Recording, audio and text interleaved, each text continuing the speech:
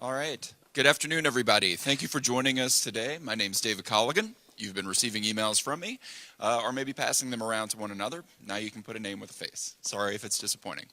Glad that you're here today. We've got some snacks in the back. Restrooms are just beside us. I hope that this is a type of conversation that you all have not been a part of before, in terms of being around in this circle and being able to speak with one another directly. We really wanted to be sure that we got all different types of stakeholders together in this conversation. If you were able to watch the series that we posted from the best practices, it's available online. We were able to speak to several different cities across the world about what it is they're doing for some of the similar matters that we're facing here in Austin. And I all think that we would agree that music venues and live music are a huge cultural asset for our city. And so tackling some of these issues around compatibility is very important for us. So to be able to guide us through this conversation, we have looked to bring a consultant on board to extend our team, and you should have received more information about that yesterday. But Jocelyn Kane is going to be joining us. Jocelyn's from San Francisco. She's actually worked as the director for their entertainment department that has focused on a number of these issues for years. And she's also now with a consultant with the Responsible Hospitality Institute. So you can find more information available. She'll be able to tell you more about her work in the past via her introduction. But I just want you to know that she's also known as the Velvet Hammer. And so she is going to bring forward a lot of action today to make sure that your voices are elevated through this conversation, that we collect the information that you have to bring forward, and that we can elevate more of those points as we move through this process. Jocelyn? Hello. Oh, you can hear me. Hi. I'm sitting with you, and we're all in a circle, and if this feels awkward, sorry, too bad. This is really important. We are here, as you know, to listen. And you need to listen to each other. And we were asking those of you who come to sit in this circle, that's really kind of hard to get out of, frankly, to not sit next to your best friends and people you already know. So hopefully you're sitting next to someone you don't know and you meet them.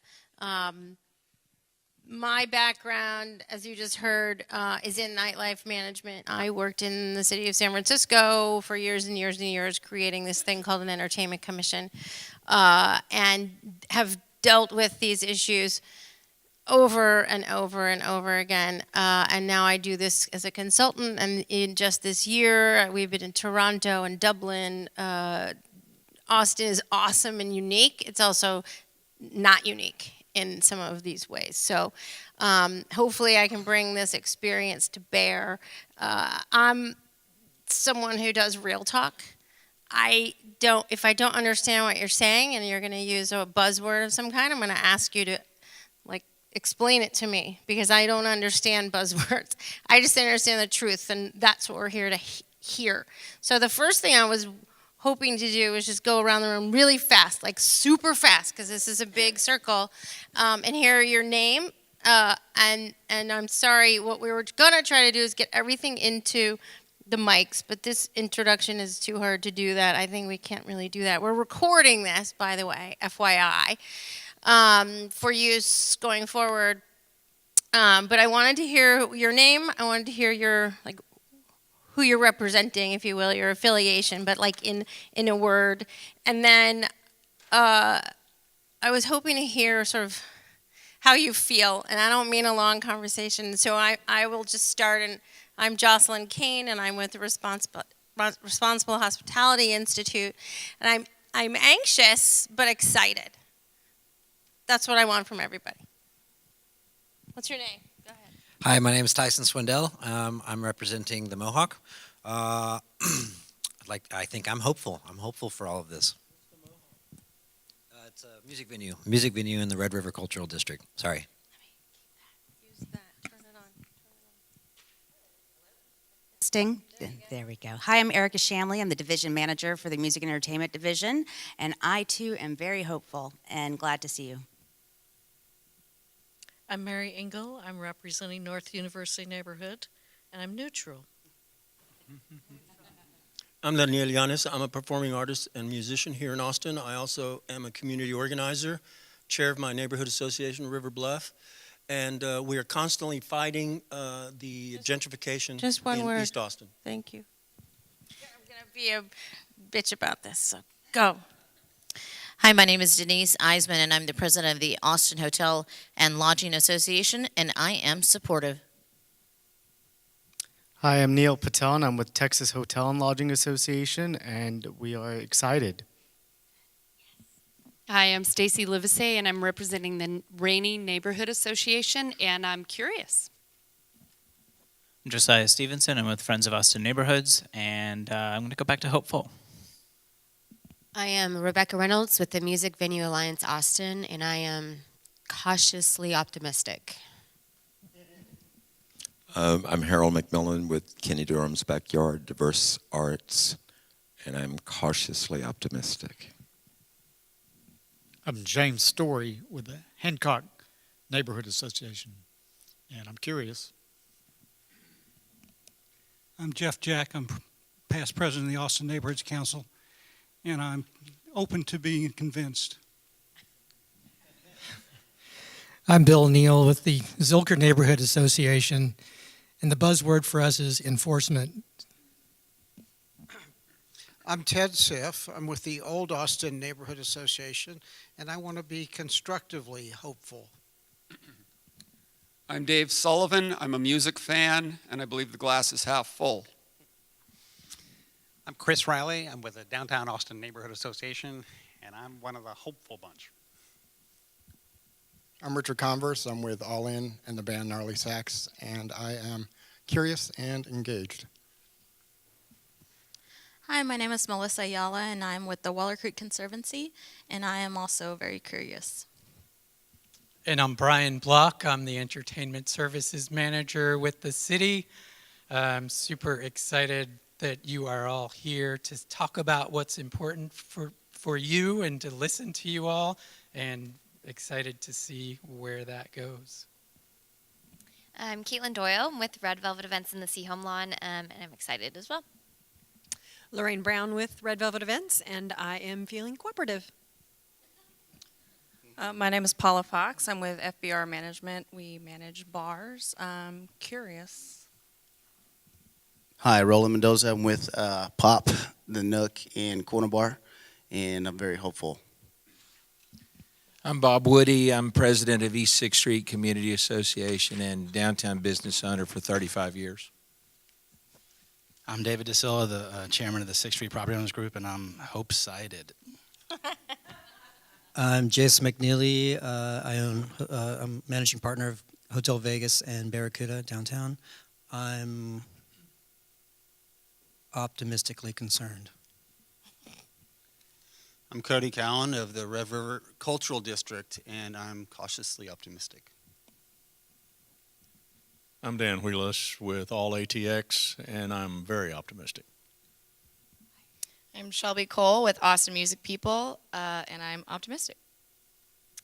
My name is Laurel White. I represent Fair Market, and I'm interested and invested.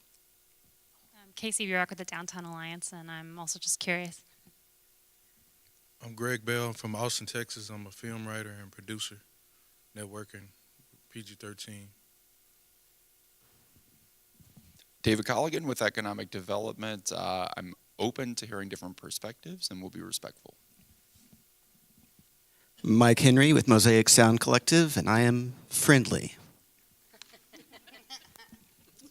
And Dan Redmond with Mosaic Sound Collective and feeling collaborative. Awesome. You keep that. So again, thank you all for coming. I'm so glad that there's so many optimistic people, cautious or not, here, because we are here to listen and we are here to try to honestly start over. In some of the pre-conversation we had, we talked a little bit about this is a therapy session in some ways.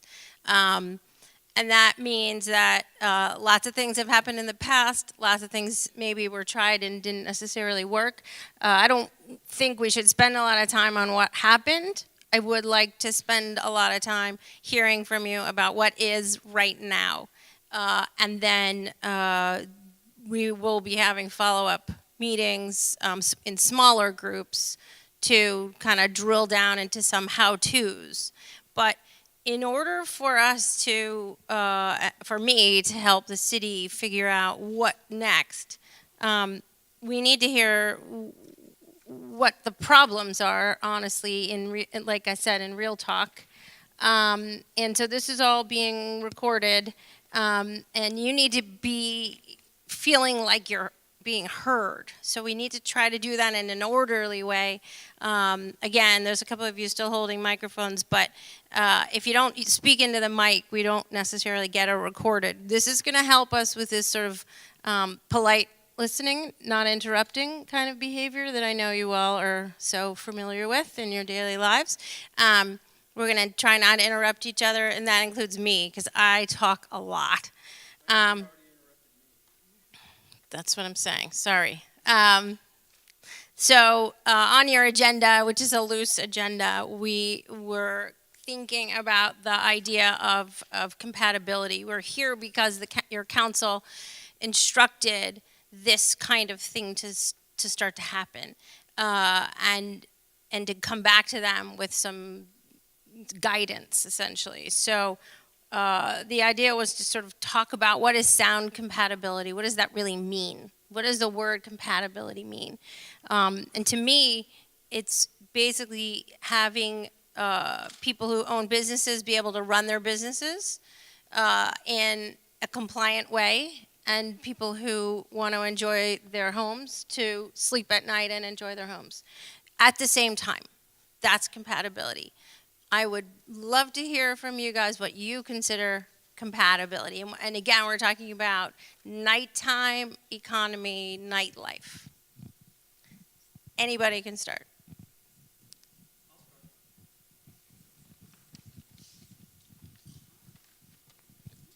Well, I'm going to flip it over. Actually, incompatibility is when somebody in their house can hear noise, music, or whatever that they cannot control.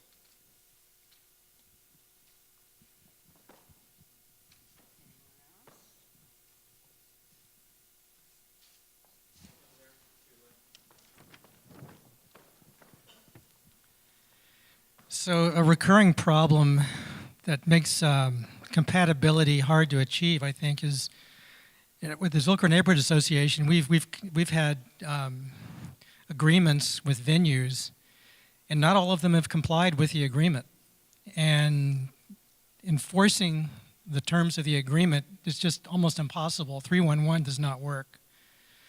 So I feel like while we're trying to be positive and hopeful, it's just this is sort of even though we're in a circle, it feels like we're in a square, like we're being forced into a discussion that doesn't really represent the dimensions of the problem.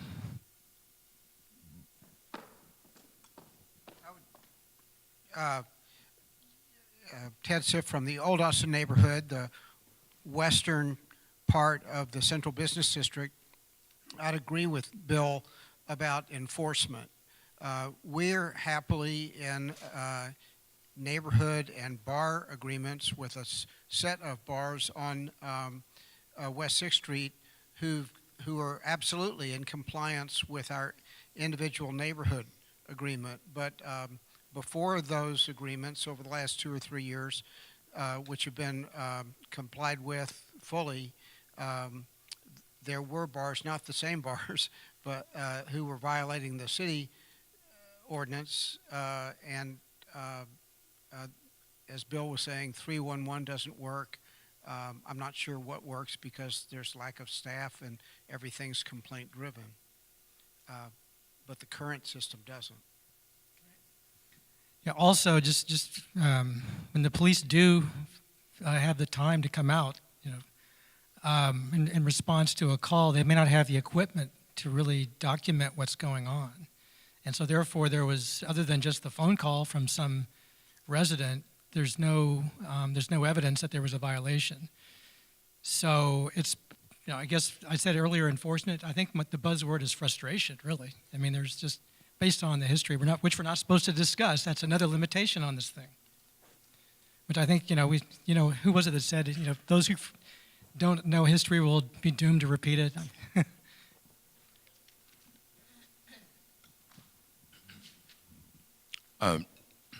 I don't think that a definition or understanding of compatibility is a cookie cutter kind of issue. It's multi-layered, and it depends. The concerns of these gentlemen who live in neighborhoods that are 100 years old are not the same concerns as someone who buys a condo on 7th Street within 100 feet of 7 bars. Eyes wide open, you should know where you live and want to be there, or don't live there, or don't do business there.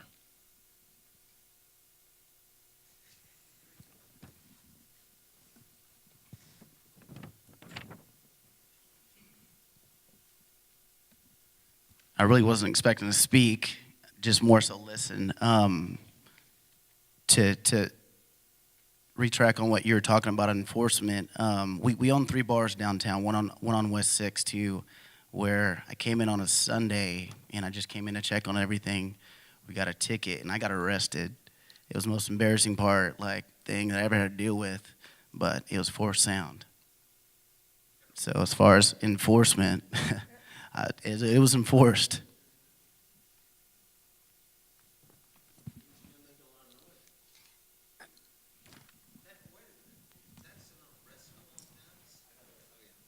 So hang on one second. I do want to have a real conversation, and I apologize if it's hard with the microphones. But if there is a clarifying question, that's why we have some city staff here, because there shouldn't be confusion around potentially what is the enforcement process. So Brian, do you want to speak to that right now? Sure. I think, as you all pointed out, 311 doesn't necessarily get responded to by the police department in real time. 911, those calls do get dispatched, but you're right, I think it does depend on if they're out on other calls. I think it is an arrestable offense if they come and give a citation. The expectation is by accepting and signing that citation, you're agreeing to change your behavior. So if there's a citation given and they go and then come back and the same thing's happening, it is arrestable in its current kind of how it works right now. So I think a lot of what you're saying is accurate. I think maybe some of you know that our staff has a night and weekend person. We don't issue citations, but we are able to really understand the environment out in the entertainment areas and document and understand where there are issues, validate issues, and try to get compliance on those. So I think, does that answer the questions? Well, it clarifies, and I just think it's really important. I think a lot of the issues come up because people misunderstand, or there's rumors and there's no clarity necessarily. They don't know where to go to get the clarification. So I want to try to clear those things up if we can. I will offer this just as a suggestion because I'm here, I think, in part because I have experience in other cities, and hopefully you'll find it useful. In San Francisco, the Entertainment Commission, which was the body that managed and regulated nightlife, issued administrative citations. It was not an arrestable offense. It had a fine attached to it. It was a citation that was issued only after validating that it was a legitimate violation, and then there was a process by which this ramped up and eventually could lead to a suspension or a revocation of a license. The structure isn't entirely the same here, but conceptually, again, these are the ideas that I think that the city's open to, and trying to open the book on any idea that you think might work to relieve the frustration. I hear the frustration. 311 is a good thing to register your complaints on, but it isn't necessarily something that has a response in real time. And so if there is the need to set up something more like that, I think that even with a expense attached to it or more people to hire, it's still something the city, we're here to listen and hear. And if that kind of idea doesn't resonate with some folks and they don't want that to happen, I want to hear that too. I don't want to talk at you a lot. I could do it. I could talk for 2 hours. Don't mean to take your mic away. One thing that's happened in the past is that when you call 311, the police aren't often up to speed with the regulations.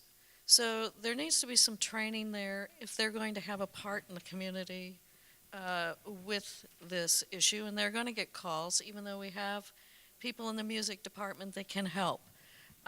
So I think training and being familiar with the ordinances and not coming over to somebody's house and saying, oh, we're going to measure from your property line the sound that you're hearing, because that's not what the ordinance says.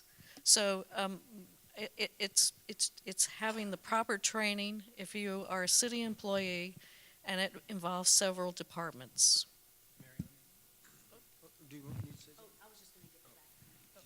Well, look, I actually want to follow up on this. If the city wants harmony, and like I say, I'm a musician, so I'm on both sides of it. And I'm the chair of my neighborhood association, and so I hear a lot of complaints. I live in East Austin, where we had to deal with South by Southwest coming in. And it took us 5 years to harmonize with South by Southwest. And we only did that because the police became involved. So right now, with the sound ordinance and all that, there's zero with the police. 311 is useless. 911 is useless because the police don't see this as a priority. So during South by Southwest, at 5 in the morning, when somebody across the street is having a rave, and I call the police and they say, it'll take up to 6 hours.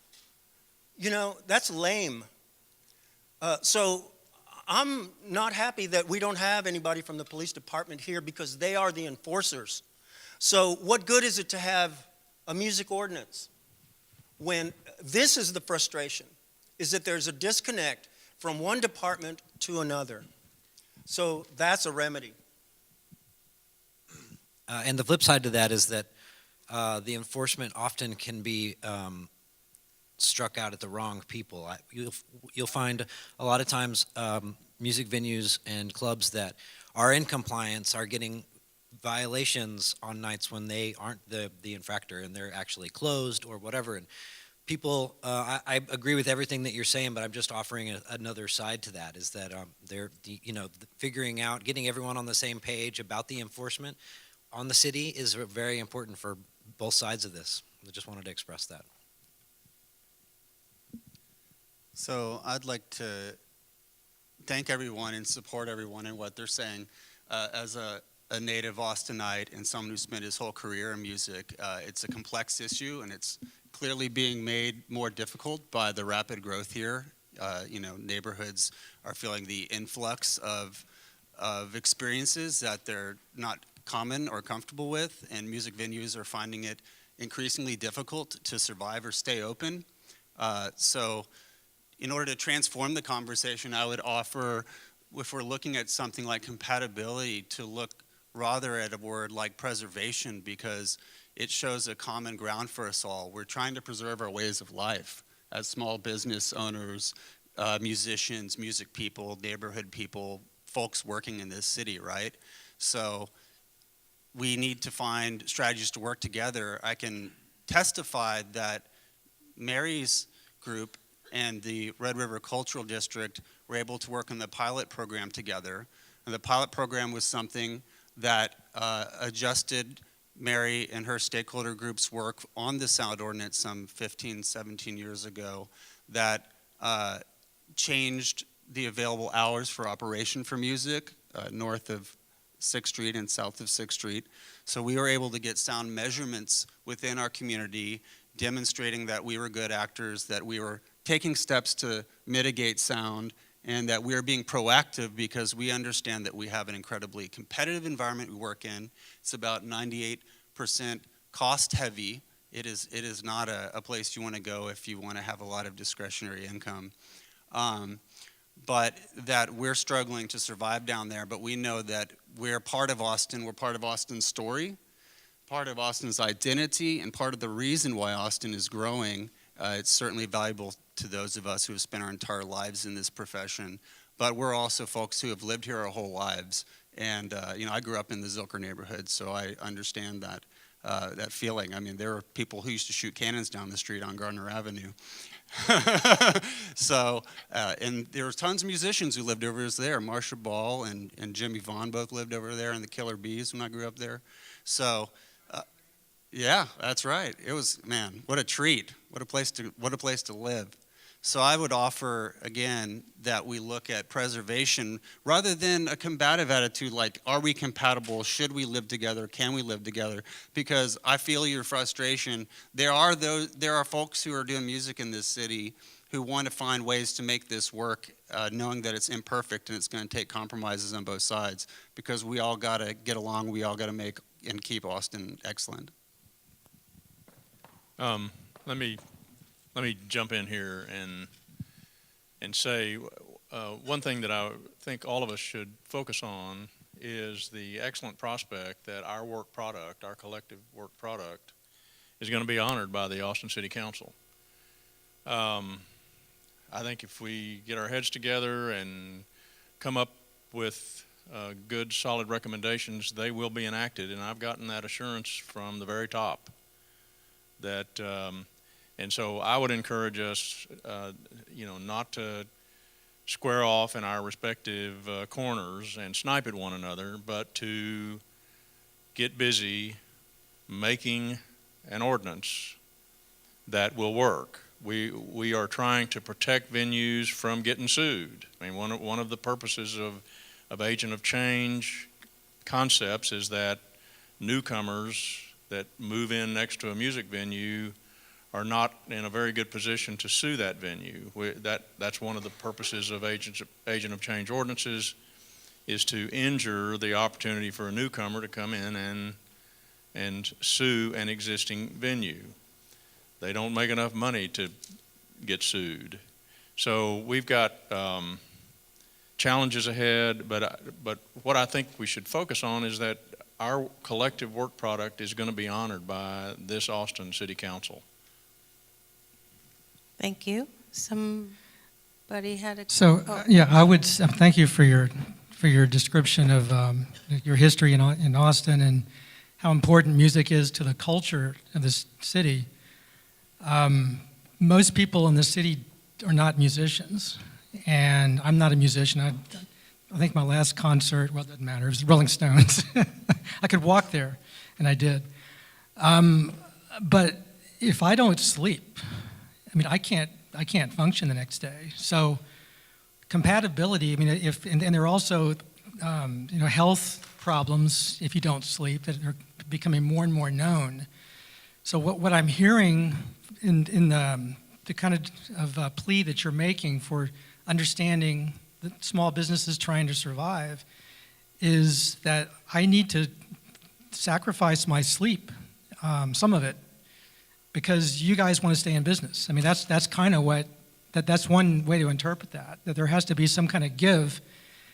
And I would say that economically, if you're reducing people's ability to sleep, that has to be factored into the contribution, like taken away from whatever financial impact the music industry has. Just what's the loss of productivity of people like me who don't sleep because I'm hearing noise I can't turn off because it's outside my property.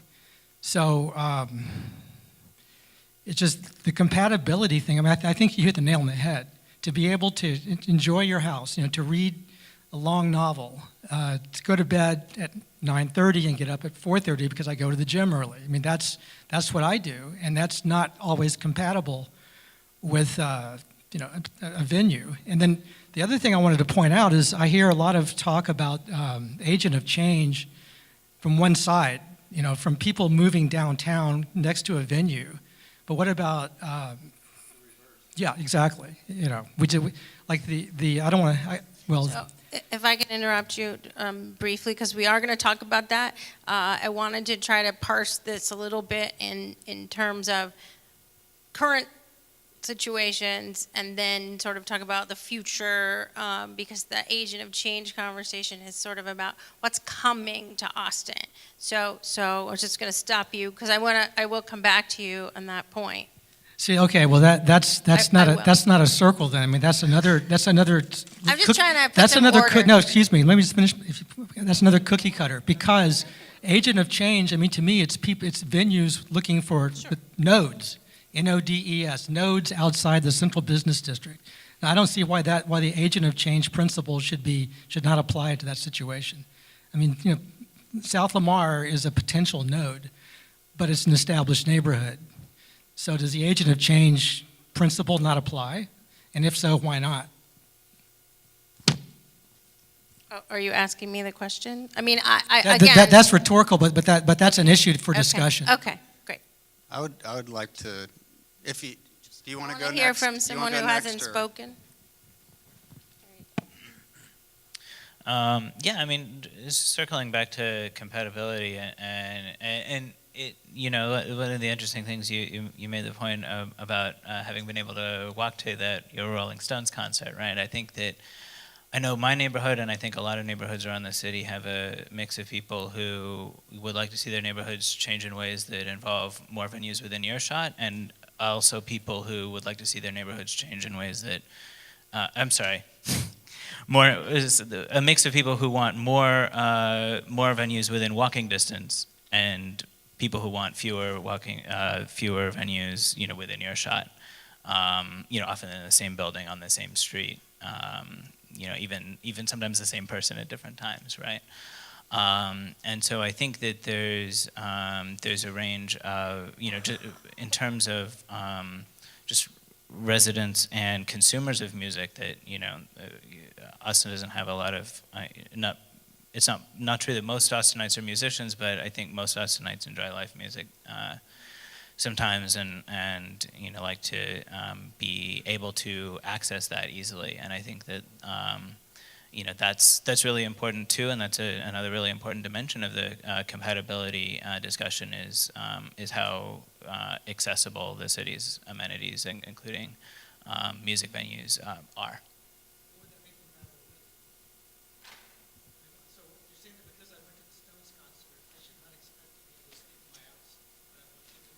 No, that's not what I'm saying. That's not what I'm saying. I'm saying that every neighborhood has a mix of people who primarily are concerned with, being able to walk to a Stones concert, and other people who are primarily concerned with not wanting to have to hear the Stones concert, and that presents some difficulty, Yeah, but I think it's that some of the preferences of the individual residents are not always uniform, not always compatible with one another, if that makes sense. Okay, next to you, I think. So I wanted to put something in, maybe it's a little bit different. I wanted to answer your question of what's happening right now, right? What's the status? And in the Rainey neighborhood area, initially I live in the Shore, which is right next to all those bungalows that just went up, in the Rainey area. So the residents on the east side of my building had a lot of heartburn around all the noise that all of a sudden showed up one day when that whole street got rezoned. And it was a big pain point for quite a while, but we were able to go to the Rainey Business Coalition, because they organize themselves, and we actually worked out a solution where we don't have to call in the police anymore, and I'm sure that was happening at some point, but it was kind of nice because we were able to police ourselves. And so what we do is we log complaints, and then someone in our building is responsible for calling the Rainey Business Coalition leader and saying, hey, we have a complaint, we have an issue. And they got agreement with the businesses that they will be good actors. And so when those complaints come in, there's a communication line that's open up, people respond, and then, you know, they go and they turn the music down, whatever. And to my knowledge, and I haven't looked at the log lately, I think that has solved probably 90% of the problems. I'm not going to say it's perfect because we still have one occasional bad actor on the street that really doesn't want to comply. But for the most part, the Business Coalition was able to say, look, guys, if we don't police ourselves, then we're going to end up having, you know, 911 calls and so on and so forth. So I just wanted to put that in, that, you know, maybe there is a way that we could not rely so much on the Austin Police Department for enforcement if we could get an agreement with the stakeholders. In my situation, my venue is literally across the street from residential, and a hotel is across the street on the other side, and a condo building is across the street on the other side. But I live in that neighborhood. I'm part of that neighborhood organization. Unless it's somebody new to the neighborhood, they've got my cell number. They call me, and I ask them to do that. You know, if you got a problem, call me first. Don't call the cops. I'll fix it. You can count on that. So I don't get citations and that kind of thing. But I think those of you in other situations might consider just kind of extending an olive branch to your neighbors and saying, hey, I run the joint next door and I want to be a good neighbor. Here's my number. 24 hours a day. Call me, text me, wake me up. Yeah, I'm so glad you said what you were saying, because as a newcomer to this particular conversation, just to kind of set my personal landscape, as a resident, I live in North Hyde Park, so I experience the downtown noise even way up there. And I've also lived next to inconsiderate neighbors that I have called the cops on because they won't respond to that, you know, personal one-on-one outreach. In my business career life, I'm now managing a large venue in East Austin, and we're doing more and more music events, so I'm living with one foot on both sides of the fence, so to speak. And in our particular area of East Austin, we're right across from the Plaza Saltillo development, which means we're about to get, I don't even know how many new neighbors who are literally moving across the street from somewhere where we are producing live music or just hosting private events with sound. And so I'm very invested in how people have approached this issue, both with newcomers to the neighborhood and kept their existing, you know, older, more permanent neighbors that have been there for a long time happy as things developed. And I feel like this is just a general comment. We know what's not working. I think that this conversation has been going on for a very long time. And I would be interested in what has worked. And so maybe spending a little bit more time on the solutions that neighborhoods and venues have come to outside of, I know it's on your list to get to the role that government plays here, but, you know, what agreements have you guys worked to kind of off the record? What solutions have, you know, played out to provide that compatibility that we're all searching for?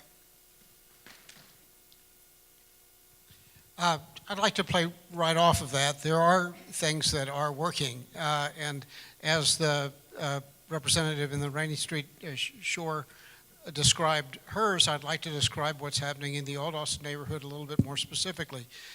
2 or 3, maybe 4 years ago, when the renewal of amplified music permits, I can't remember the exact terminology, went before the city's staff, neighborhood association was contacted. We met with bars along West 6th Street. More than a half a dozen of them signed individual one-page good actor, good neighbor agreements with the Old Austin Neighborhood Association.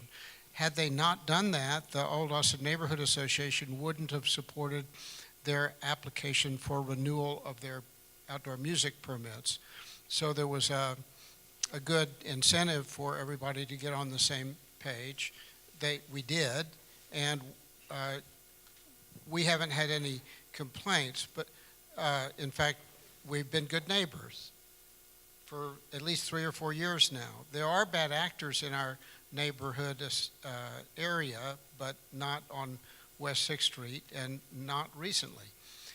Last point, one thing that might get beyond our discussion of enforcement through the current or traditional mechanisms, 311, 911, the police, I think has been tested at least a little bit by the city. That is, there are audio devices that can monitor decibel level, that can give that data to an app that's on your phone. And somebody who knows more about that, I would encourage them to tell us all more about it, because that would be a way for individual enforcement or city enforcement with data behind it that would actually incent everybody to act well before they got nabbed by the app, so to speak.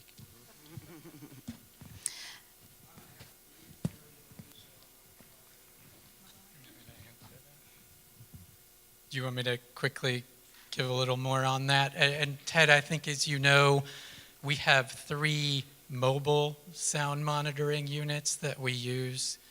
We can set up on a kind of case-by-case, day-by-day basis. That's if a new venue has an application in and we want to understand the environment and find the right sound level that is appropriate and reasonable. We also use it to try to, I think as I said earlier, we track 311 and investigate every one of them, and part of that investigation and validating a concern is using those sound monitors to make sure that the venue's compliant. So it's a limited resource, what you're talking about, and we're working to pilot, and it's new technology and new startups that are doing it, but we are trying to push them as hard as we can to get some pilots done here where those sound monitors will go up on light poles. And so it would act as a deterrent and a self-regulating mechanism where everyone can see it. As you said, our mobile units, those are available on an app or a web link, and so everyone can see what those levels are. So the new technology would be a self-regulating kind of a solution where everyone can see what levels are out there. It would also direct us so we can have a human actually go out and validate, is there a problem, who's causing it? There's still that final closing the loop that you all talked about on if we can't gain compliance, what is the enforcement that happens? But we're working to try to pilot that technology, and we hope to have at least a 6-month pilot coming very soon. I'm going to jump in here and talk about the Red River Music District. I live 2.5 miles away from that district, and experienced over the years lots of loud sounds coming out from underneath my pillow and rattling windows. And I have to say that it's really difficult to promote music and regulate it with the city department. That's kind of a schizophrenic department, if you ask me. So one has to find different ways of doing things, and somehow or other, we found ourselves in the room with some of the venues on the Red River District, which was very helpful. I had to contain my hostility, but we worked out a partnership. And to be perfectly honest, it's much more successful than dealing with the city in any aspect, because I don't get results when I call the hotline. I don't get results when I call 311 or 911 as quickly as I get results when I text the guy that's behind the counter at Stubbs or the Mohawk. So it's really important to maybe work on partnerships, and in a sense, even though I'm not a direct neighbor, I'm impacted somehow by weird sounds. I'm willing to do that partnership with these people, and it's worked to a certain degree. It's not perfect, and there are some aspects of, and I believe it might be the sound ordinance about how to measure sound, where we measure bass, because sometimes we don't capture that sound as it leaves a venue. And I'm willing to work on solutions for that, but I'm kind of encouraging everybody here that's impacted by sound to maybe reach out, just like the Rainy Street. I don't know your name, Stacy, as Stacy said, because it actually can generate good results. Actually, we're getting to solutions here, and what you're talking about is exactly it. So my neighborhood is Go Valley Johnson Terrace, and I just want to give you a couple of examples, one that works and one doesn't, and one is just like that. The Electric Church is on East Cesar Chavez, and when they started, we could hear their music. So I went over there and talked to them, and the guys didn't want any, they didn't like that we were bothering them. So we came up with a couple of things, and one was that, gave me a cell number, call you as soon as you can. But right there on the spot, we talked about how they could modify their venue so that it wouldn't bother us. And a very simple thing was that they turned their speakers away from the houses and towards the businesses that are closed at night. So that was a very real solution. Now, there's another player, just the opposite, Jacoby's Restaurant. They're next door to a house. When they moved in, we met with them, and they said that they would comply. We supported their music permit, and they're terrible. They even said "fuck you" to my neighbors several times, and they've had like the police there and all that kind of stuff. So it has everything to do with establishing a relationship, and I think that is more real than anything else. And once again, I will reiterate that the government is useless in this case. No, it's not good for you getting arrested. That shouldn't have happened. And it's not good for the other folks. Now, one last thing I will say is that I'm a musician. I live in my studio. I have people living next door to me on both sides. My studio is insulated. They do not hear me. Across the street and down a ways, there are some warehouses, and last year during South by Southwest, somebody went in there and started doing recording, bringing in folks. Okay, I felt terrible having to be part of shutting them down because everybody in the neighborhood was all upset. And they were just cranking it out. I talked to that person, and I called the people at Cultural Contracts and all that to see if there was a way to get that warehouse insulated. So the city could do a lot for the venues if we put money up to help them become compliant. So whether it's a restaurant or a bar or a practice hall, it can be insulated. I'm living proof of that.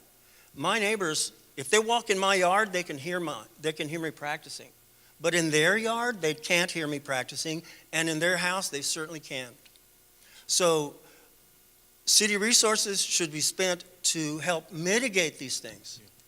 Incentive deals. Yeah, I wanted to speak to that really quick. We actually are in the process of doing that as a test with one venue. I'm spending money. Yeah, we're spending to test this particular product that's pretty easy to use, that may even have some energy benefits to it as well, energy consumption benefits, conservation. And so we're about to pull the trigger on that. And the goal being that we want to see if it works. And we also want to help this particular issue as well at the same time of who we are working with. So the monitoring system, over the last year, that's kind of what we're doing is the city needs to have skin in the game, monetary skin in the game as well as staffing and time and programming. And that's what we're doing. So we've got to kind of pilot testing things, that are coming your way very soon. So, Bob Woody. Is there an advocate on the council, David Murray or Brian Block, that's an advocate for the entertainment district and the businesses? Who would that be? Used to be Jackie Goodman. You remember, Chris? So we knew who that was. Who is it now? Do we have one? I know there are plenty that represent residences, okay? I own 2 houses downtown. I own a condo at the W, and I have a house in the country also. So I'm down there. I know who those are that represent me on my housing and things like that. But who are the advocates? Brian, what would you say? Can you say one? Every time I would ask, I'm going to just finish this. Every time I would say, bring something up in regards to live music, Jackie would say, well, how does that affect live music? That was her question. This item, 7 votes. So if we've got all these, this gentleman over here actually said, hey, what comes back from this is going to help make this decision. I would be an advocate to go to a task force, sit down, and utilize that venue to come up with a decision on those who I've surrounded myself, by the way, which are my friends, who I represent. And they would probably be okay with what I brought back from the task force. So we don't want to walk away from this today with nothing, but when you have a venue and it's illegal for any sound to emit from that after a time, this is ridiculous. Identify a sound that you can live with, put it in front of council, let's see if they can do it, and then let's follow the rule. Having no rule, that's where we are now. If you operate and your door opens and sound goes out, you've broken the ordinance. This is illegitimate. That's the best I can say. I'm not going to cuss. But anyhow, with all that being said, that's how I came up with the ordinance which we live in historic East 6th Street, of which several people here are represented. I sued the city, got their attention, created a task force, and we came up with something. So if we need to sue the city, we'll organize and do that to get the attention. Then everyone can have the input instead of who's the advocate for live music. And if there is not one, which David and Brian, no one jumped up and said, oh, it's Jackie Goodman, she's no longer with. Oh, it's Chris Riley, he was an advocate for music too, which made sense because he was also a downtown guy. But if we could find that person, they could appoint someone. Can I ask, what was this task force exactly? And on the sound ordinance. Okay. So again, like today, the idea is, and I'm glad you're all talking, and if you haven't talked, I want to hear from you, is to come up with these ideas. I don't think we need to necessarily talk about suing anyone. The city's here. The council resolution required this conversation to start. I think the idea of partnerships, I think the idea that government doesn't solve everything is real and should, right, we can talk some more about that. I got someone, and then I want to pivot a little to the agent of change conversation because I do think it's really important. Thank you, David. Thank you, Jocelyn. I don't want us to get too far down the road in agreeing that government doesn't play a critical role here, because what I've heard everybody say is that enforcement is the problem. And what I believe is that the city has allowed us to become adversaries, and that's not freaking cool, because nobody here hates music and nobody here doesn't want you to be able to read your book and sleep at night. But the city has dropped the ball. They do have a role in who lives next to each other, how close they live to each other, how they can operate. The city has changed very, very quickly, and the government hasn't kept pace. And so whether it's APD, whether it's somebody in the music office or another person in that department, somebody needs to be writing citations, somebody needs to be following up with data. We shouldn't have a system where people are so frustrated that they can't get somebody to respond, and we shouldn't have venues who firmly believe they are trying to be good actors, and then they have a bartender or a door person go to jail. Okay, so I do think that the government has a role here, and I'm so happy to hear that there are citizens and business owners that are willing to create community around this issue. I mean, shit, sorry, I did it. Nothing wrong with community building, but that relies on everybody being good actors. And sometimes people aren't, whether it's a neighbor or whether it's a bar owner or a business owner. So that only works when everybody wants to get along. And that's frequently not the case, or else we wouldn't be sitting in this room. So I do think that that's where government comes in. That's the role of government, and they've dropped the ball. And that's why we're all sitting here frustrated with each other. And I'm going to stop talking, but this needs to be said too. And for those of us who run venues, no one has said anything about regulating the volume of your bands and the guy who's running the mains. You know, that's part of this conversation too, because it doesn't have to always just go up. It can come down.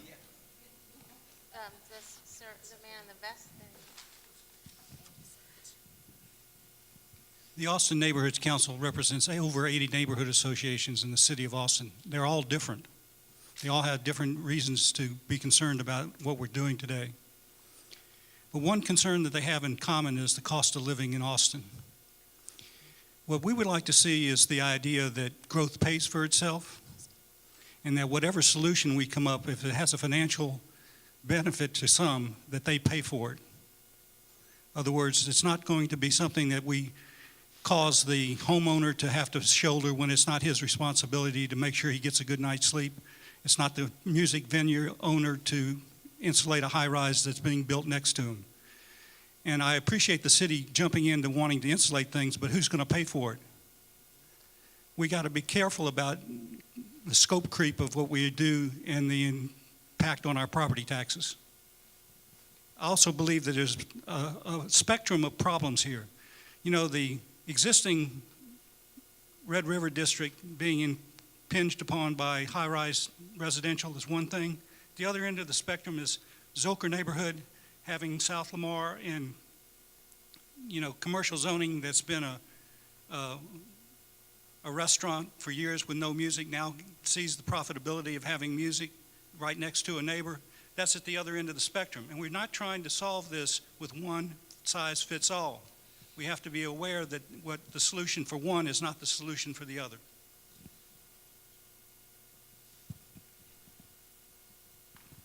Before this conversation shifts to agent change, I just wanted to address one thing. The concept of monitoring sound from one central point or even an array.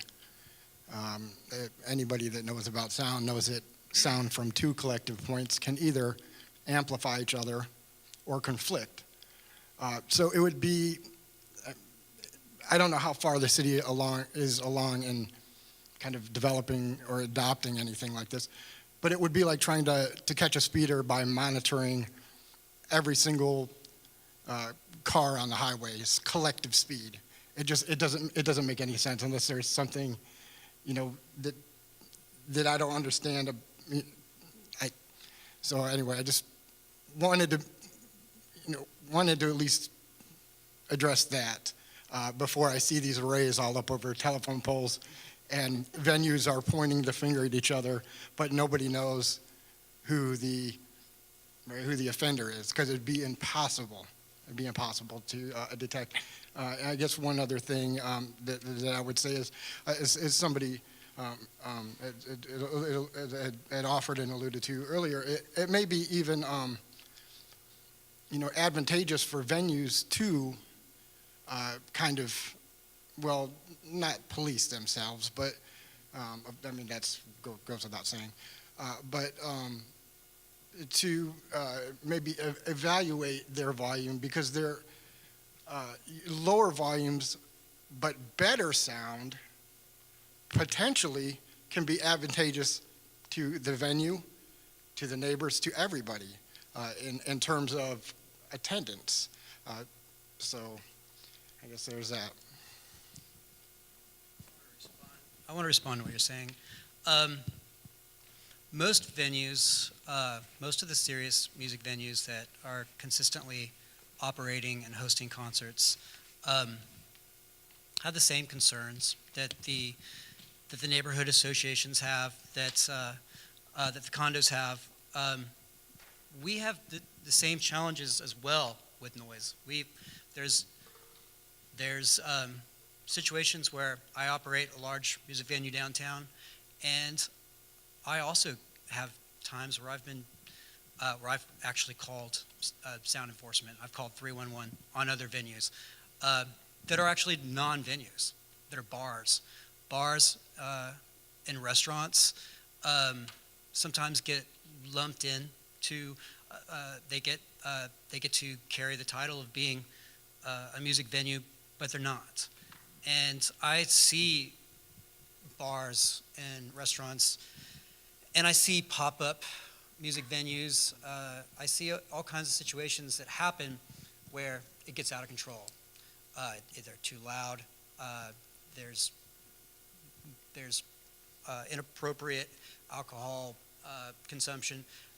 There's all kinds of situation that gets unregulated, and I find myself in the situation where I get pissed. I get really pissed, and I can't get any support from the city. And so I understand, and I personally reach out to the venues, and I express my frustrations. I try to, get an open contact of somebody who I can call at midnight and be like, "What the hell, dude? You're blasting us. You're blasting us, and you're killing our show." I'm always open to meeting people in the neighborhood associations. I'm always open to meeting neighbors. I don't meet neighbors enough, and I always, anytime that a neighbor's come to either of my venues, we're very compliant. I always make sure that the door staff and the bar staff and everybody knows that anybody comes to our door and says they're pissed, that they're from the condos, they're from the neighborhood, and it's too loud, it's too late. We exchange numbers, and I make sure that those people can call me directly. I'm always open to a direct conversation and with anybody, anytime. And I think that any venue that's a legitimate, real venue is going to have a managing operator who's going to do the same thing. Anybody, any venue owner who doesn't reach out to the neighborhood and offer open communication, in my opinion, I haven't met those people. I haven't met a venue owner who's not willing to do that. And if they're out there, they're doing a disservice to themselves. My biggest fear, I'm not worried about getting a ticket for sounds. It's a non-concern for me because, we can afford to pay the ticket. My concern is my relationship with the neighborhood. My concern is that when I apply for my outdoor music venue permit, that somebody from the neighborhood is going to deny it or is going to be against it. I consider my relationship with the neighborhood and my willingness to be a team player with the neighborhood to be an extreme importance, and I do everything that I can to have a friendly relationship and to always be available. So, I would always suggest that if there's a venue in your neighborhood, first identify that it's a real music venue and that they actually have an outdoor music venue permit, and that they're actually allowed to be doing what they're doing. And if they're not, then when you say that we should be policing ourselves, I'm the first person to get in line to complain about those bad actors because they're hurting us. So I'm going to take a second because maybe this is prudent, and Brian, you can tell me if I'm wrong. The Entertainment Commission is a concept, and it's something that works in San Francisco, and it's something that ideally it's an alliance, and it's something I just want to set in your minds as something to think about. Doesn't mean that it would look exactly the same or would work exactly the same, but in San Francisco, there is a commission, right? It's folks that are appointed by either the mayor or our board of supervisors, which is council. And it is a standing body that is made up of two people from residential, they're residents, whether they're residential, like neighborhood leaders, whatever, they're residents of the city. There are two people who represent the industry and own or operate venues. There's someone from law enforcement, there's someone from public health, and then there's someone from urban planning. There's 7 people who represent these constituencies, and it is a tool that is used as a way to surface issues, to have conversations. It is the folks like me who worked for this set of people who put in a room a neighbor and the venue owner on purposefully, because those conversations have to happen. It is a methodology that in San Francisco, we created via a referendum, because that's a California thing, but I think it's an idea of a standing alliance that could live in the city of Austin in some capacity, to be a place to have these conversations on a regular basis. These conversations need to happen regularly because things change. And with that, I want to pivot a little to agent of change. And again, I said this earlier, that's a term that came from Europe. Wasn't a term that I ever worked with. And in San Francisco, we actually called it a preservation ordinance, because it was to go towards that problem of new residential initially, and then adding hotel motel use to that, coming into, and what we did was, there was a map up there earlier, but we mapped where all the venues were, and then we mapped where all this residential was coming, and we panicked. So the notion of trying to get folks who want to build some place that has a pillow attached to it, really, it was concerning, and is something I think that Austin tried to do, and maybe it didn't work the way it moved forward. Wherever there's a residential unit or a hotel, a place for a pillow. It's an easy way to do it. That's industry talk. But anyway, I want to bring this back up, because I think that there is the notion from the city side that they do want to proceed down that road. You still have time. If the closest neighbors in Red River are miles away, it concerns me, because maybe there's more coming that are going to be closer. And there is time, I think, to inform a second run at this idea of a review process at a minimum. If we don't have any comfort around, and this is what I want to hear, telling people you must use glazing and you must use certain materials on your buildings, but we want to have a conversation. Again, in San Francisco, we had this standing body called an entertainment commission, where we forced that conversation between developers and venues to even acknowledge that each other was there. Didn't always result in things costing more by any means, but conversations and partnerships, like we heard, I think are the basis for this. So can we start having that conversation? Anybody?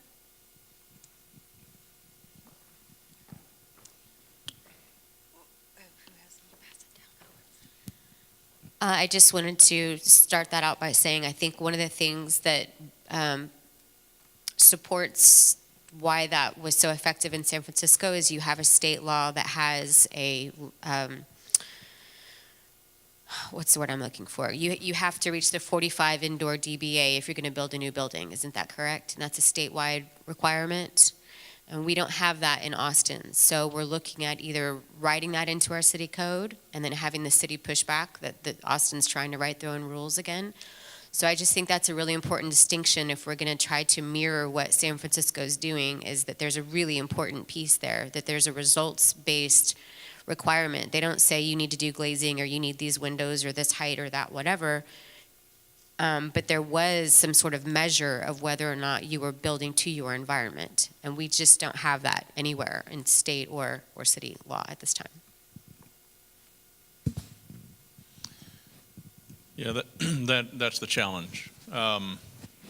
With agent of change, it does work both ways. If a venue moves into a neighborhood, the venue has all the responsibility for soundproofing and being compatible with the neighborhood. If there's an existing venue and a hotel builds next door to it, then the hotel has a responsibility under agent of change theory to take steps. It's the ounce of prevention thing, to take steps to reduce and mitigate sound. Seems to be a common sense approach to the issue. Seems to make good sense. I think the tools that we are looking at as a group include agent of change. They include effective sound monitoring and sound standards. I think the neighborhoods definitely want enforceable sound standards. And I think that's an important tool. So we need to identify, I think as a group, we need to identify what are our tools that we could employ in coming up with an ordinance concept that we could get this city council to support. This is the first time that I've ever heard agent of change. Well, I'm saying that this is the first time I've heard agent of change. What do you mean in that? It means the change agent, who's the newcomer. The newcomer has a responsibility to adapt to the current condition. I get that. Is that already in place, or are you suggesting? It's not.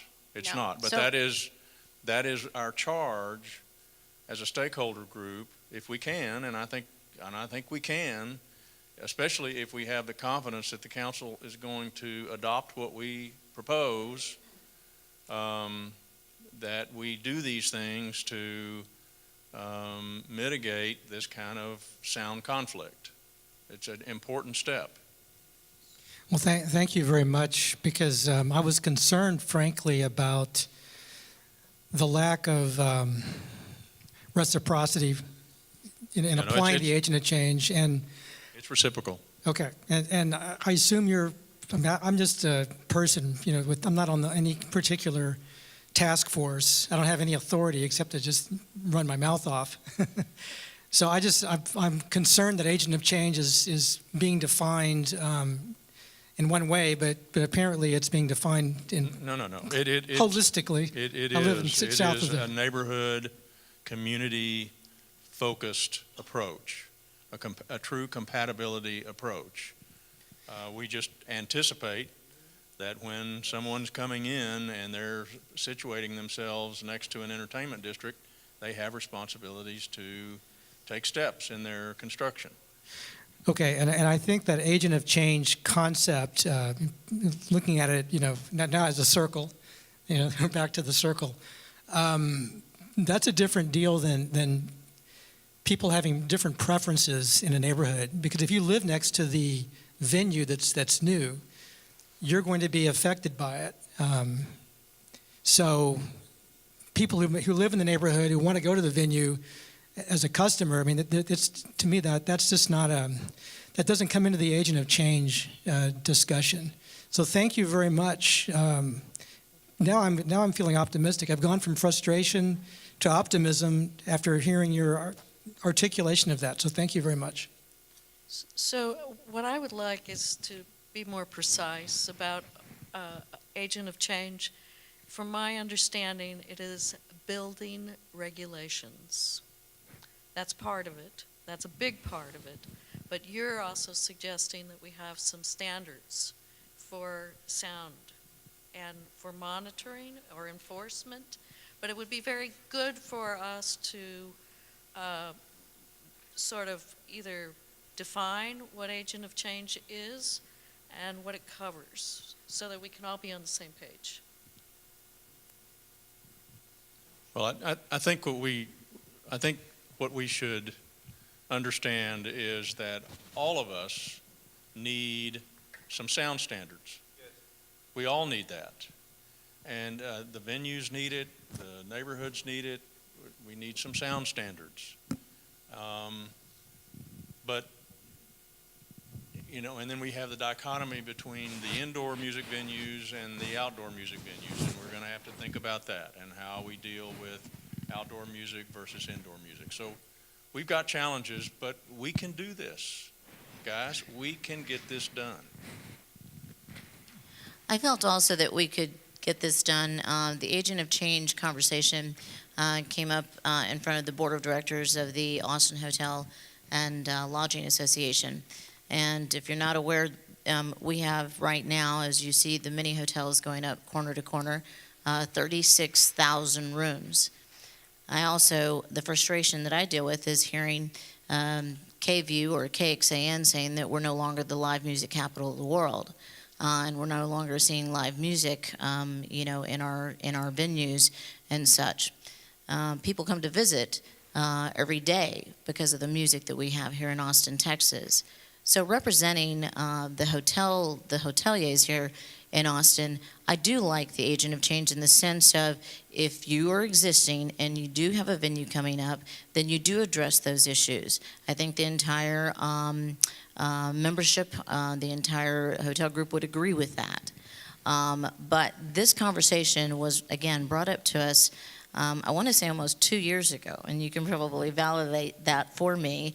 And we spoke about, as far as enforcement, that was the number one concern of the general managers of these hotels in the not just the downtown area, but all over. You've got Domain with music venues there now. You've got their little 6th Street going on in the Domain.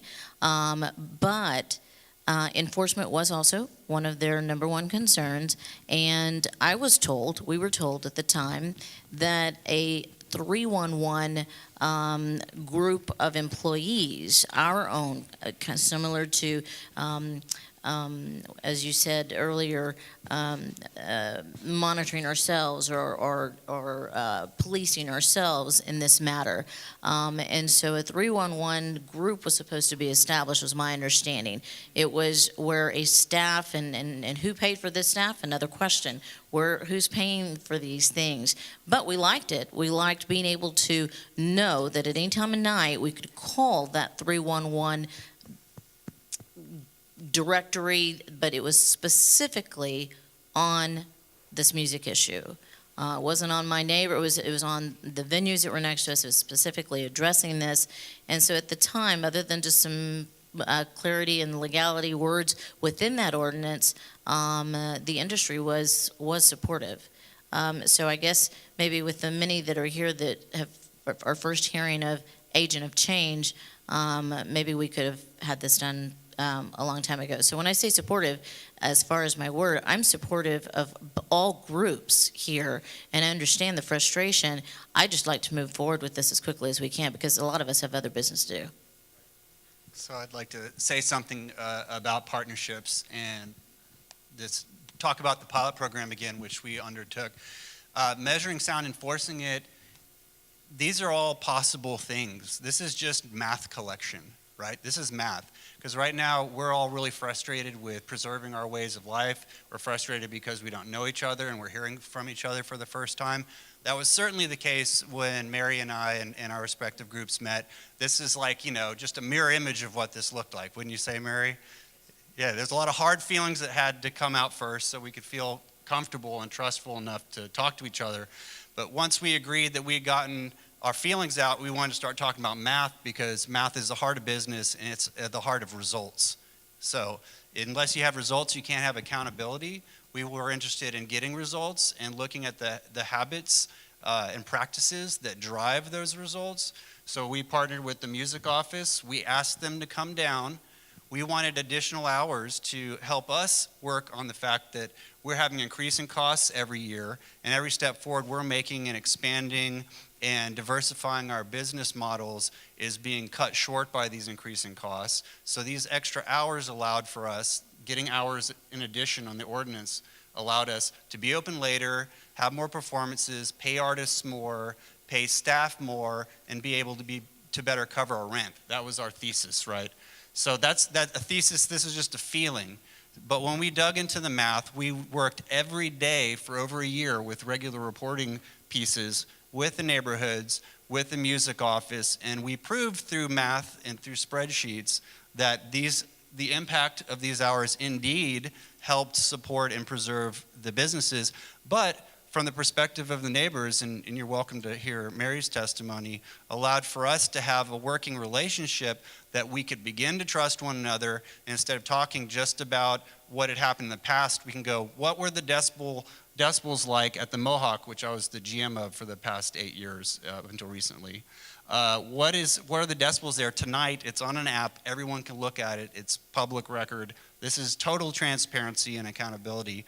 Through that process, we were able to get to know one another, trust each other, get the hours we needed as small businesses to stay alive and keep our professions, keep contributing to the culture of Austin, but then be able to get together to look down the road into these were first steps. We did this for a year straight. It was hard work, but it was fairly straightforward and easy. It can be done in any area, any neighborhood, any other merchant district, and I would encourage that, and I think it's fair to say that Mary would encourage that as well. Mary, has the problem been solved for you in your neighborhoods, a mile, 2 miles away? Okay. Things are better. Much better. Much, much better. Occasionally, we have a bad night. But it's not the extended hours. It's regular hours. And sometimes it has to do with humidity, sometimes it has to do with sound, but basically it's the bass. And if we can figure out where to measure the bass, you don't measure it on the ground at the property line because it might not be there. It might be up here. So, just trying to figure out where that bass is, how do you measure it to make sure that it's within the decibel limit?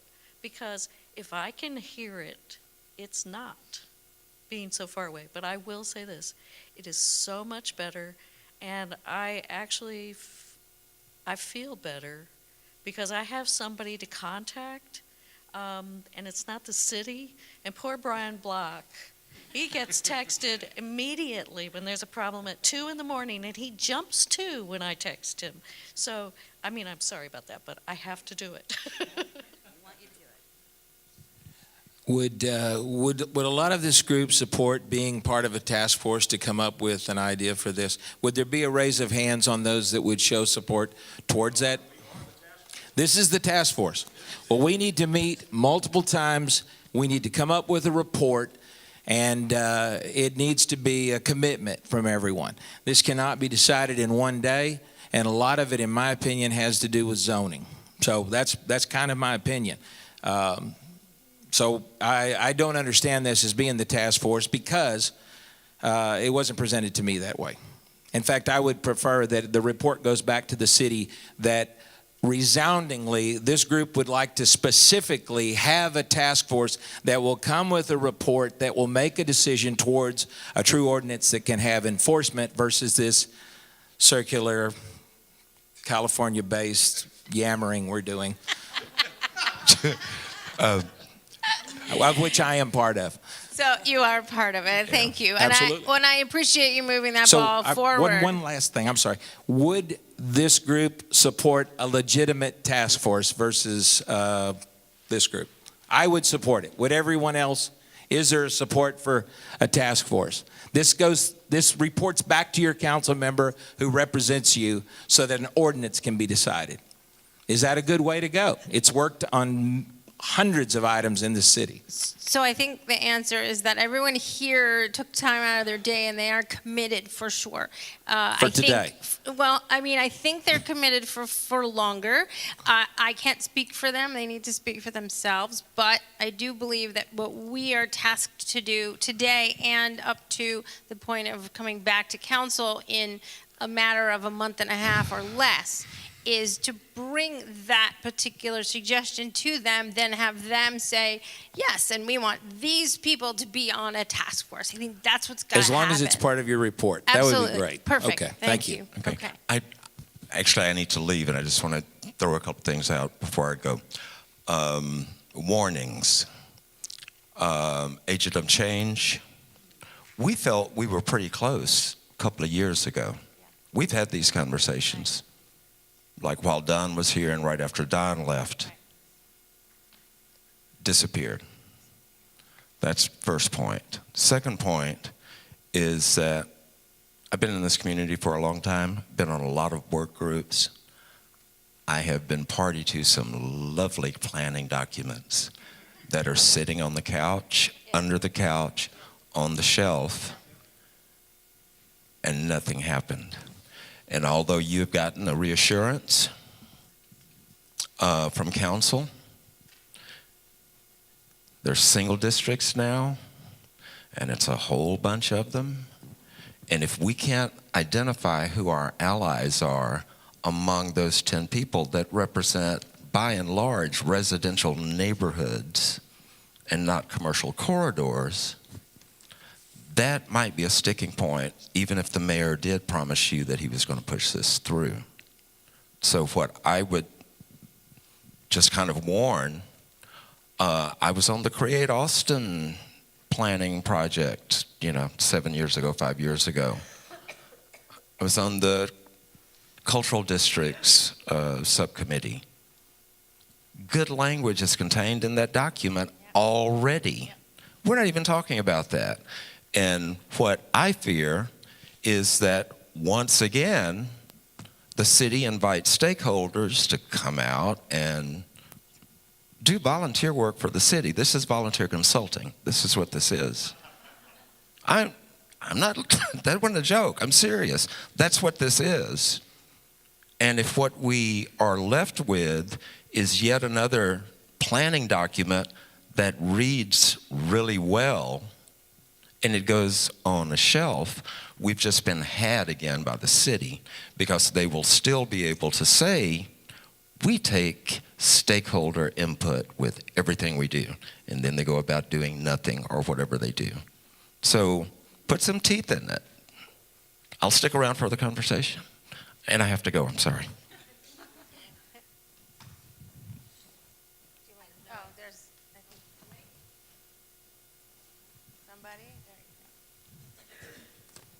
Undoubtedly, neighborhood associations throughout the city have been involved in task force and community engagement for years and years. We don't trust the process. Our experience has been that we participate, we give our input, and the city does what it wants to do. So until the council shows us that they're going to really implement and have the courage to back up the implementation, what are we doing? The gentleman over here brought up zoning. I want to touch on that for a second. The downtown venues that are clustered around 6th Street and now moving into East Austin are creating a problem due to the number of events, number of venues. There's been proposal in Code Next to allow the same kind of zoning to occur along most of our corridors with no parking. The neighborhoods are scared to death that that's going to create entertainment districts throughout our neighborhoods. When that is being honestly discussed in the neighborhoods, that's one of the reasons we can't trust the process.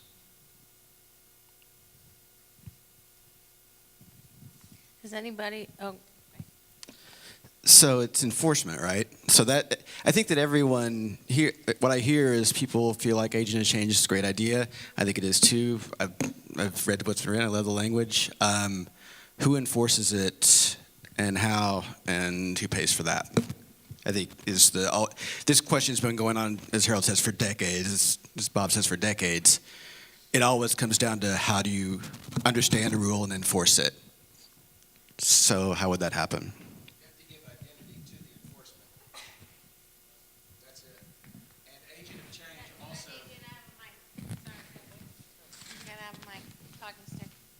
Agent of change is much more than just sound.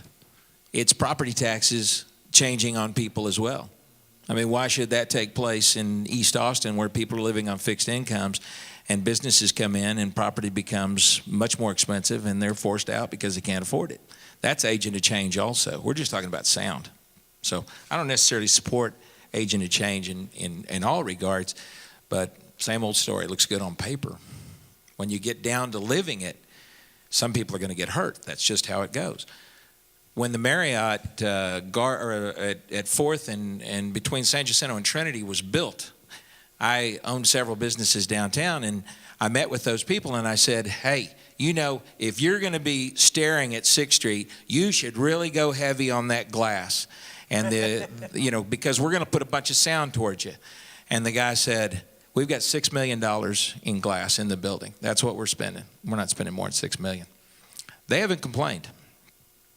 And if you accept it, and that's part of it, if you accept these things, then you become part of it. And if you become part of it, you don't have a complaint.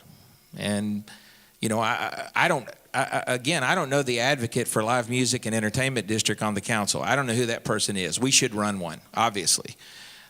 Because that person should be at this meeting standing up and telling us, I'm going to support this.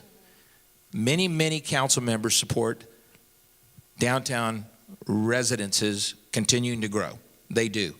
So it'll be easy for them to apply people to the task force. And that's the way I recommend we do it, is they make that intelligent determination through their staff, by the way, as to who they'll add on. To that, to give good recommendation, because we don't want to just flood this with one side. Nobody wants that. You don't come up with a good give and take. If you don't want parking in your neighborhood, you may have to have a little louder sound. I mean, that's what we're saying. I don't want parking in my neighborhood. Or I should say an abundance of it towards an entertainment district where but there's appropriate places for these things, and zoning somehow takes care of that in a lot of ways. But if you intend to go somewhere and you are going to have an effect, you should consider what you're doing. That's a good neighbor. That's how a good neighbor works. Again, it takes multiple meetings, and it takes dedication, and not just wanting to come here and see somebody or whatever. It really is decided by us. One gentleman said, well, you're doing this, we're saving the city some money by doing this, because that's not true. What we're doing is we're being involved, and by being involved, the city washes their hands of the decision they make for us. We make our own decision, and we bring it to them, and we say, this is it. I can guarantee you not everyone will be happy with it. I've worked on the smoking ordinance, and I've never smoked in my life. And I was an advocate for the smoking. It's a right. They sell this product everywhere. Are you kidding? But I don't want someone blowing smoke in my face. So anyhow, it needs to be discussed, and you show up, and you don't send a representative to talk on your behalf. You show up, and you make these things happen, and the report goes back, and then that's a real report. And then we can all say, hey, what happened to the report? Not the report that comes from this, but from the one that comes from 6 months of meeting about it and being tired of meeting about it. And that's really, I mean, that's my main thing today. Can I talk now? Excuse me. Thank you.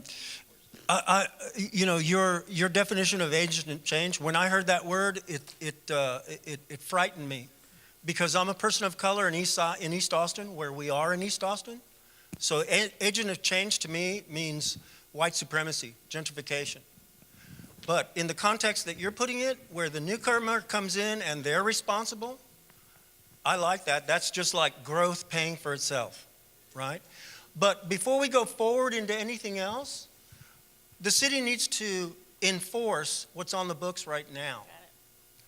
Like I said in the beginning of this conversation, it's the police somebody has to put a stick in them so that they take this seriously. There are people that in my neighborhood, sometimes when South by Southwest is happening, almost come to blows over this, and the cops are just, they don't care, So the biggest message from me to the city is get the police to get off their ass. Get 911 and 311 to get off their ass relative to these sound infractions. Everybody here is a good player, is compliant. The people that aren't here, like I said, in my neighborhood, there are good actors and bad actors. And we need help from the city, from my government, to shut down those bad actors. Awesome. We came full circle. Oh, one more, okay, because we are, I want to respect everyone's time, so I definitely want to hear last words, but then we're Dunsville. I just wanted to add something to that, and that what he says is that understanding the task force, and would it be this many people?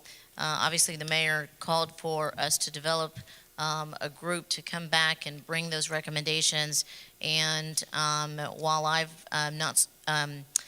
didn't participate as part of a recent task force on another matter that went back to the city that didn't get accepted. The task force recommendations were not accepted after so many meetings, long hours and such.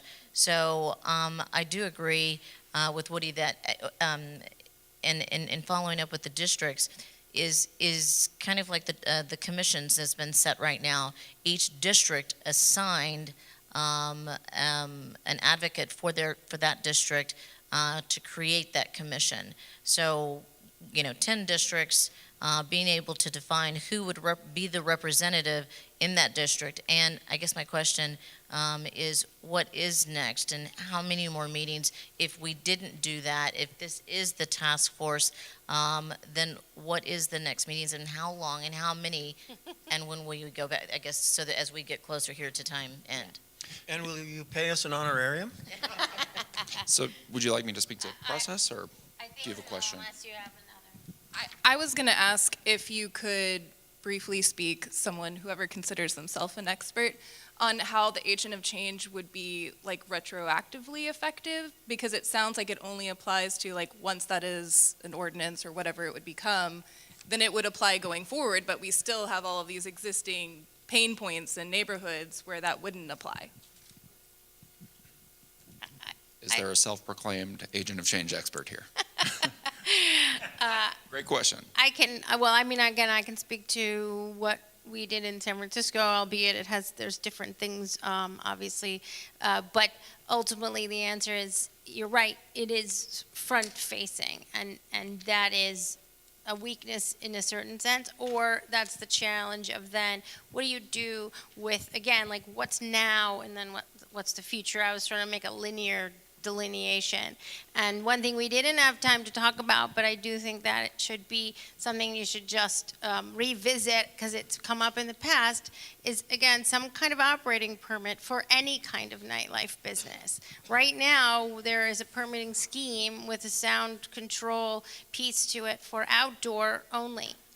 But there are sound concerns and other concerns around venues that don't necessarily come under that heading of outdoor venue. So it's something to think about, not in a negative way, but something that might go hand in hand with what's here versus what's coming forward. I don't know if we have a whole lot of time to talk about that. So you need a mic. Yeah, so just something to consider. If permitting is something that the city does adopt and implement, then venue location now is painted by the mayor's office and directed. So that's just something to bear in mind. And I think it is true that agent of change ordinances are forward-looking, everyone that I've heard of. And that's why we need to use the tools of sound and sound monitoring for the existing situations. We really have to have both in order to have an effective strategy going forward.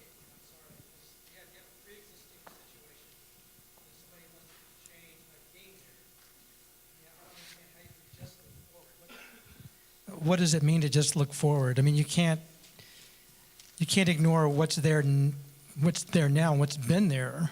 No, I'm not suggesting that. Okay, I'm misunderstanding your point.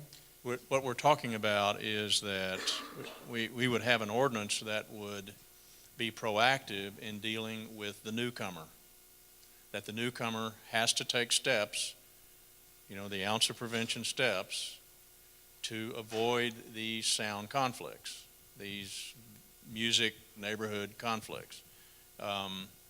It has a track record. It works. And I think we need to be open-minded, talk about it. I mean, there are people that know far more about agent of change than I,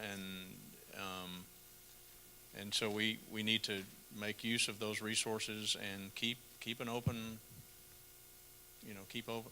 mind about using the tools that we have available to us. I appreciate the idea of keeping an open mind toward the future, but we all have lived through our past. We have zoning cases and violations of code ordinance in our neighborhood that date back 12 years that have not been resolved. And the reason they haven't been resolved is because the business interests involved in those code violations have gone to the council and said, don't hurt us. Would the people in this room that represent the music industry pledge not to go and advocate for a venue that needs to have its enforcement moderated? Absolutely. I mean, if you've got an outlier, if what you're talking about is an outlier that's not abiding by the rules, we're not going to be advocating for rule breaking. If we're going to set up a set of standards, we're going to all live by those standards. And to your question as a representative of music venues in the cultural district, we've all come together to preserve our way of life going forward, but also to be sustainable into the future. We are the leaders at the table right now, and we're telling you, yes, we are already self-regulating, and we're doing that in partnership with neighborhoods. And there might be some takeaways from what works. You're welcome to talk to Mary or I or others about it. So there are ways of doing this, and we support those, and we encourage those. It would be a refreshing change from business as usual at City Hall. Talk about what next? Yeah. Thank you again for joining us today. I know 2 hours in the middle of the week is pretty hard to dedicate. You've done that. We appreciate it. We've documented it. And we're going to continue the conversation. So Facebook Live was well aware of what it is we were doing here today. We're going to go back and look for any questions and comments to follow up with. We'll definitely be building out an FAQ portion of the webpage, austintexas.gov/soundcheck, where you can find a chronological history of this conversation. So if you want to catch the best practice review, you can do that. If you want to see a follow-up review of this program today, you can see that there as well. Following today, we're going to send out these questions that we've discussed in a variety of different ways so that we can get your written responses. That's going to all come back into a database for us. In our next conversation, we'd like to make more data-driven. So you'll see more maps, and you're going to see more of what we heard today come to you in the form of data and information. And that's where we're going to start sorting and organizing how it is we can address solutions that lend itself to a program of work, how it is we can continue the communication and find more of these partnerships in the future, elements that are successful that we can bring into the next few years of piloting programs and finding success in harmony. I like the use of that word today. So thank you again. We're going to follow up. We're going to appreciate the holidays, kind of giving us a break as we start to churn through some of that data. We're going to look to set another meeting in January. And while I say that, it'll be another formal setting as such, maybe not so formal, maybe not such a circle, but continue the conversations. There's so many different things that we're going to talk about in those formal discussions, but I think some of the dialogue that we had today can continue even though it doesn't have to be in these settings, so we can better understand what one another means. And when we come together, we've got that vocabulary starting to build up. Any way that the city can support in that process, please reach out to me. You've got my contact information. You're aware of who Brian and Eric are. The rest of our music team is here from economic development. You've even got some redevelopment members and someone from public information as well. So please reach out to us if we can continue to be of assistance or if you have any questions. With that, Jocelyn?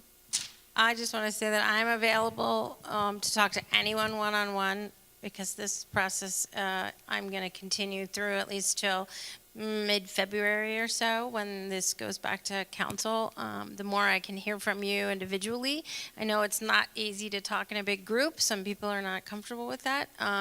So I'm happy to give anyone my cell phone, and then I do expect to see you all. Maybe we're going to do smaller groups, not one big group, and spread it out, probably mid-January around.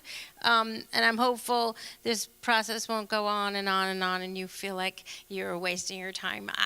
I believe that we are listening, and the city's listening, and hear your frustration, and we'll see. More to come. Thank you so much.